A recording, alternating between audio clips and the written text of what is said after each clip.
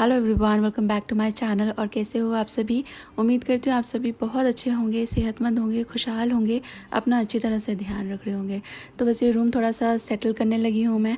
और बेसिकली मुझे इस रूम के ना कर्टन्स चेंज करने थे, धोना था उनको। और ये वाले जो कर्टन हैं, जब इस घर में हम लोग शिफ्ट हुए थे तब मैंने खरीदे थे। ये सेट में लिया था मैंने।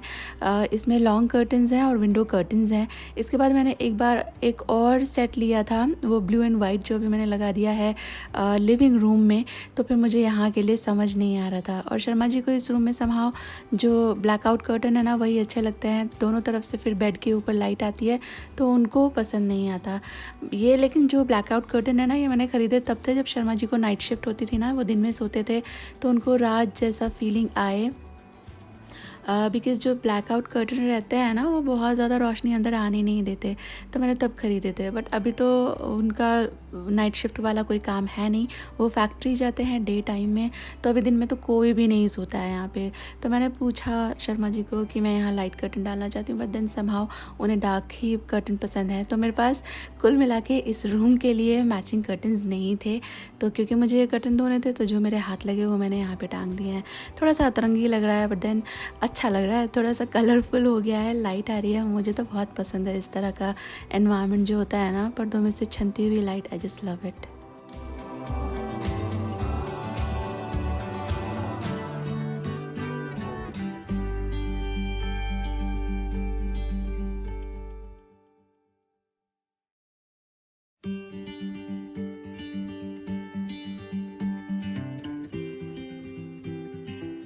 अभी के लिए बहुत ज़्यादा कलरफुल ये लग रहा है, बट मुझे ये अच्छा लग रहा है। वैसे भी कुछ एक दिनों में तो ये बदल ही जाना है।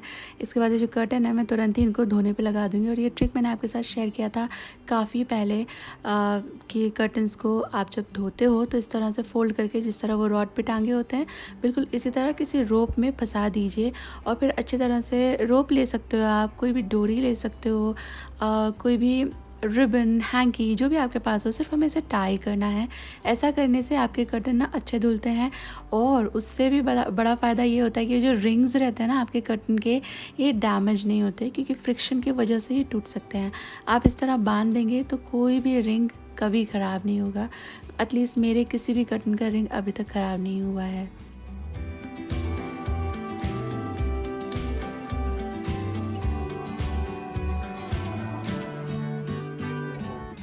As we age, our skin needs more care and pampering to maintain that youthful glow and radiance. And for this extra care and pampering, you can rely on something that I totally love.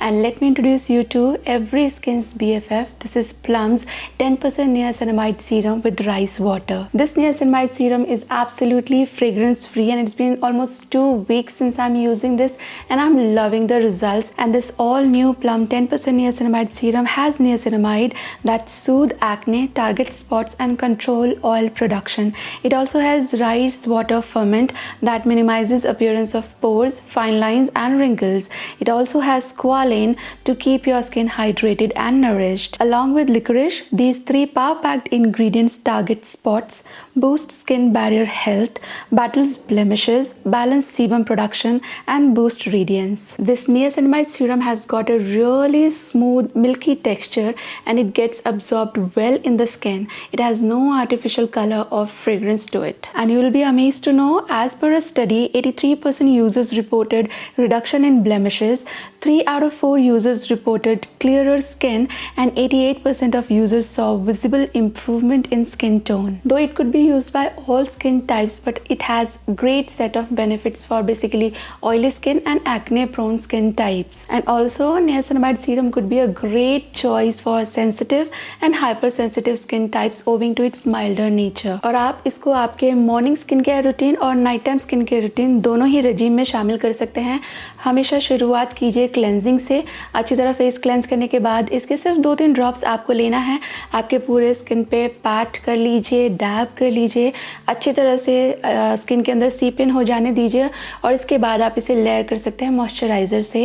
And in case आप इसे morning routine में शामिल कर रहे हो ना, तो do not forget to apply a broad spectrum sunscreen after this. And not to forget, a patch test before you start using any new skincare on your face is must.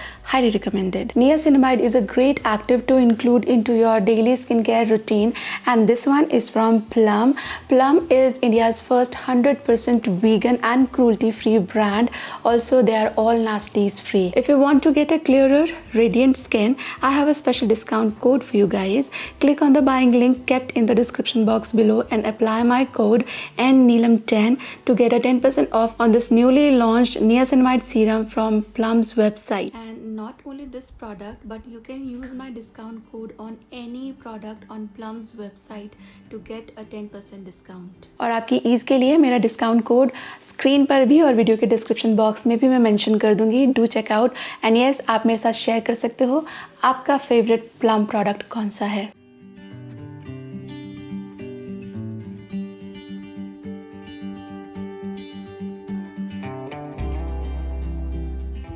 Sharma ji और मेरी green tea. ये vlog by the way Sunday का है, तो Sunday को शर्मा जी घर पर ही थे, इसलिए हम लोगों ने साथ में ही ग्रीन टी पिया. अदरवाइज़ मैं अकेले एक ग्रीन टी दोपहर में पीती हूँ. और ये थोड़ा दही है, मैं इसको छलनी के अंदर डालकर एक बोल के ऊपर रख के फ्रिज में रख दूँगी. मुझे इसका हंग कर्ड बनाना है, आगे एक रेसिपी में मुझे इसकी ज़रूरत होगी, तो वो तो रख दिया है मैंने फ्रिज के अंदर. और यहाँ पर पानी भी हो गया गर्म, तो पहले मैं मेरी और शर्मा जी की ग्रीन टी बना लूँ, थोड़ा इसको एंजॉय करते हैं, फिर आगे के काम पर लगेंगे.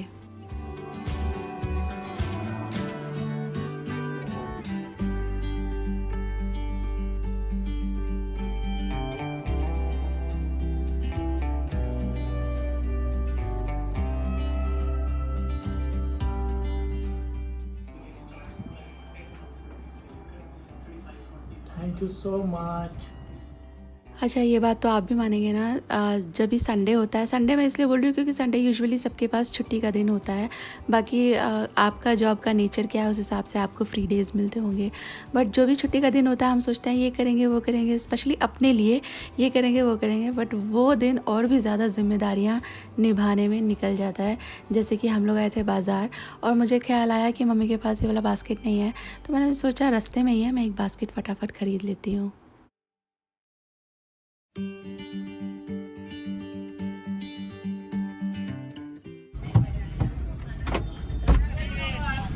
₹10 देना. ₹10. ₹10 ना. उसके पास चेंज ही नहीं है. गेट मत बंद करना. रुको रुको, गेट मत बंद करना, थोड़ी आवाज़ सुनाने दो. है सब्जी मार्केट की आवाज़. और पापा मम्मी को आइडिया नहीं है कि उनके लिए हम लोग क्या लेके जा रहे हैं. मैंने बस उनको फ़ोन करके बोल दिया कि पापा हम लोग आ रहे हैं. उन्होंने कहा कि ऊपर आओ, थोड़ी देर बैठ कर जाना, बट देन हम लोग बच्चे लोग लेकर साथ नहीं आए थे ना, तो थोड़ी चिंता रहती है. तो हमने कहा नहीं नहीं पापा, आप फटाफट से ये सामान ले लो और हम लोग को घर जाना है. और ये देखिए हमारी डिलीवरी सर्विस कैसी लगी. यूजुअली जो थैला आप देख रहे हो ना, ये पापा दूध कैरी करने के लिए डाल देते हैं. दूध वाला भैया आता है सुबह, यहाँ से वो दूध दे देता है, तो पापा थैले से दूध ले लेते हैं. उसको फिर 5 फ्लोर चढ़ने की ज़रूरत नहीं होती, वहाँ पर लिफ्ट नहीं है इस वजह से. एंड लुक एट पापा का face, how happy is feeling. तो हम लोग सैटरडे को ही पापा के साथ अच्छा खासा टाइम स्पेंड करके आए थे, तो वो भी समझ गए कि हाँ बच्चे घर पे अकेले हैं तो नहीं रह सकते ज़्यादा देर.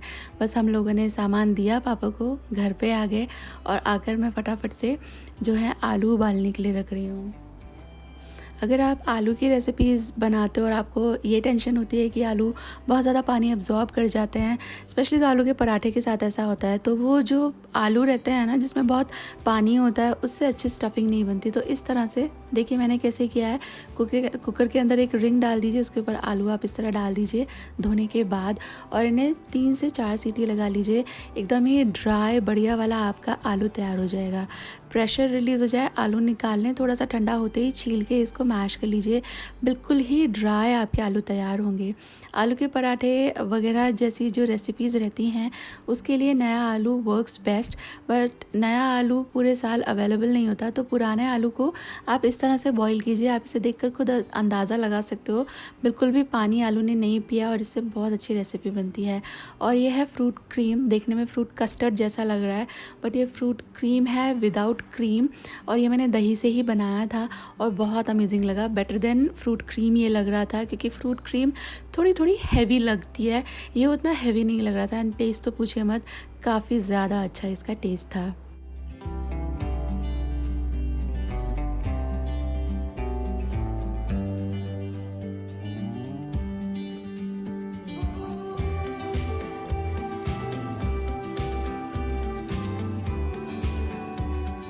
और हमारा फ्रूट क्रीम वगैरह एंजॉय करने के बाद मैं वापस किचन में आ गई हूँ, क्योंकि मैं मार्केट गई थी तो मैं थोड़ा सामान लेकर आई थी।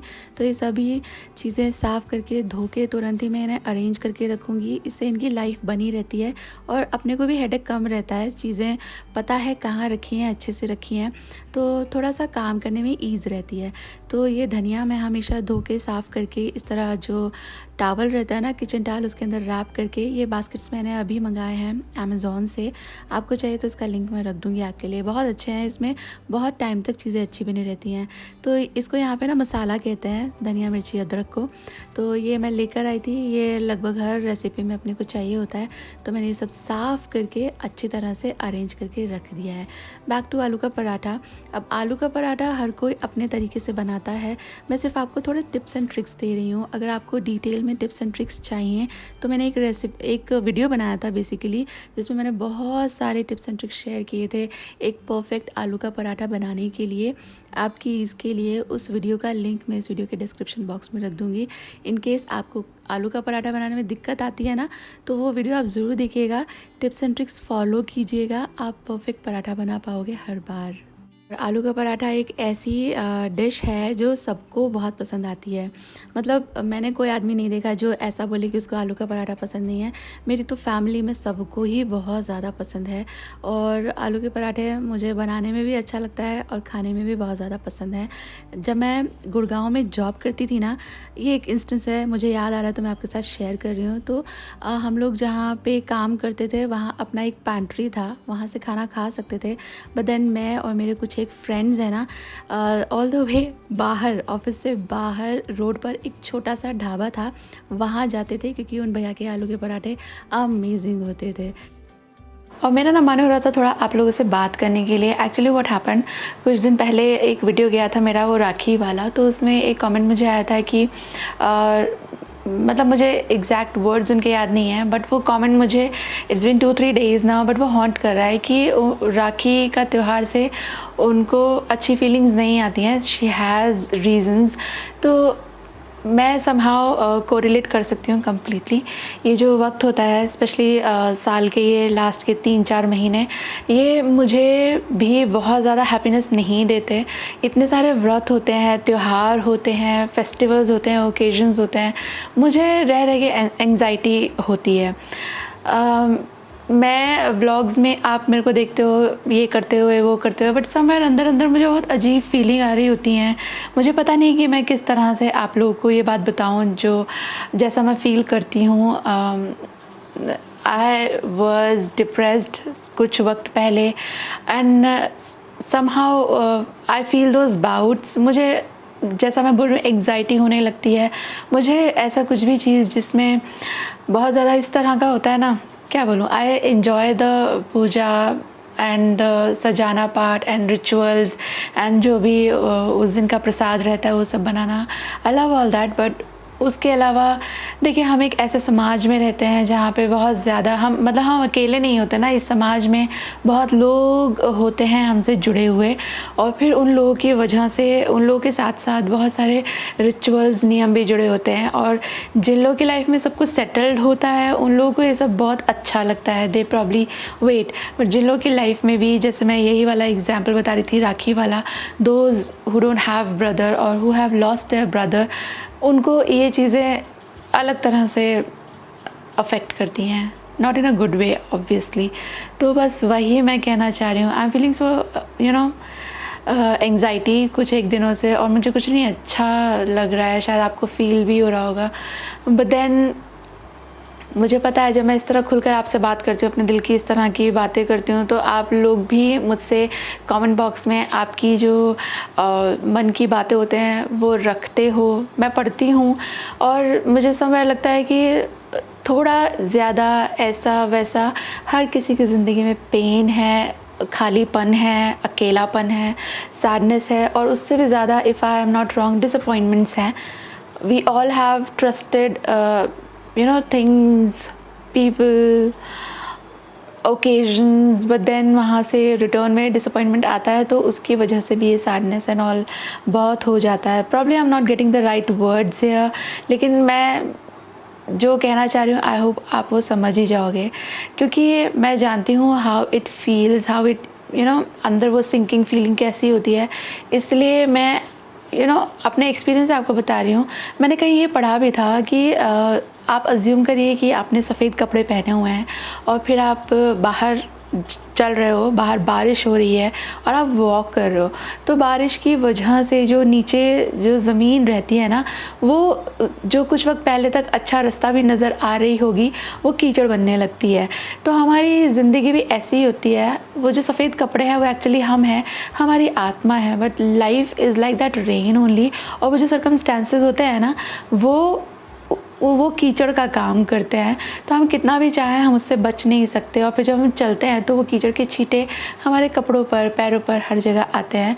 तो द थिंग इज़, आप उससे जितनी जल्दी छुटकारा पा लें उतना अच्छा है. जैसे कीचड़ के कपड़े आप फटाक से धो लीजिए घर आकर, तो वो निशान नहीं रहते, लेकिन अगर 2-4 दिन आपने उसे सूखने दिया तो फिर वो निशान भी रह जाएंगे, हमेशा के लिए नहीं होते वो उतने अच्छे साफ़ जैसा कि वो कपड़ा पहले था.